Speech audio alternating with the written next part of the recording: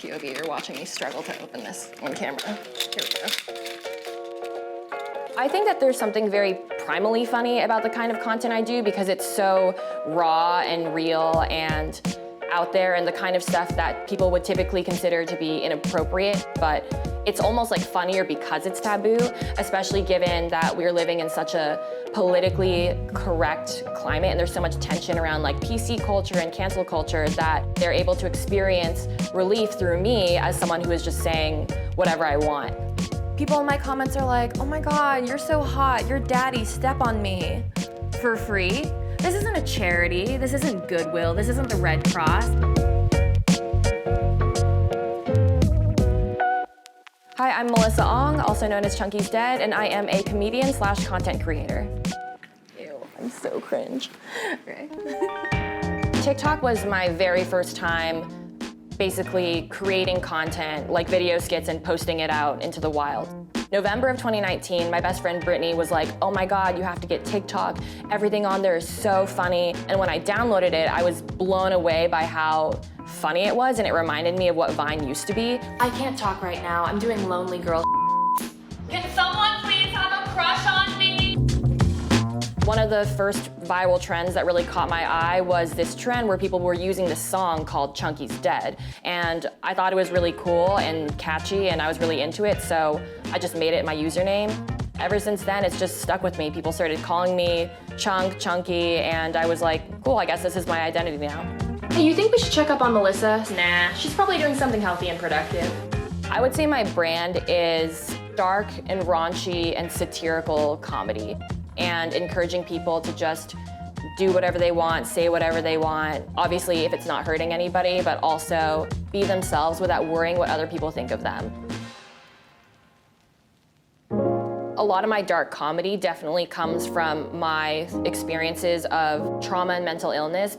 I'm able to joke about them, not as like a coping mechanism, but from a point of like, you know, I've already worked through all of this, but now my brain is this way and I can make these really messed up jokes. I am very open about being bipolar. It's good for people to see somebody who is open about mental illness. I cry a lot. I like sit on the floor of my room and get into a really dark place and I feel super lonely and miserable. And then I'm like, you know what? That would be good content. And then I take photos of myself crying and then I post them and I'm like, look, isn't this funny? But also, you know, we're all suffering here. It's not you're suffering and we're all living in this world of no suffering.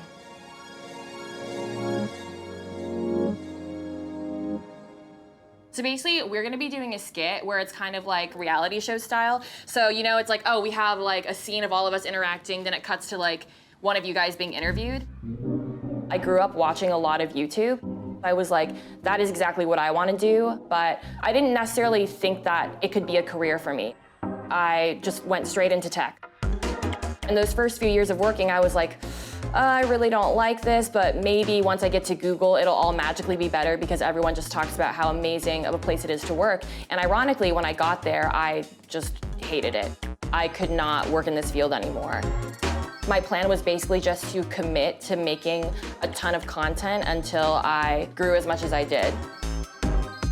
I guess I started seriously posting in January, like posting consistently. And I remember it took me a month to get my first 10K followers. Every week I was getting another 10K up until I hit 100K. And then after 100K, every week I was getting another 100K. So that growth was really fast. And then once I hit 1 million followers, that's when the Step Chickens trend went viral. And I went from 1 to 2 million followers in like 48 hours.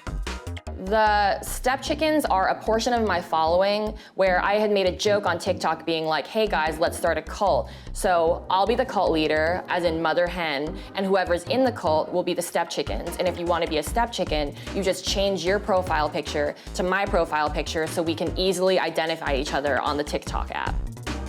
I hope that people, when they see my content, they know that I am genuinely being myself, that I'm not putting on some sort of weird facade. At my core, I just physically cannot live a life in which I'm not being my unfiltered and genuine self. Because before, in any other job, like I had to dilute myself. And creating comedy is the only way I feel like I can truly live.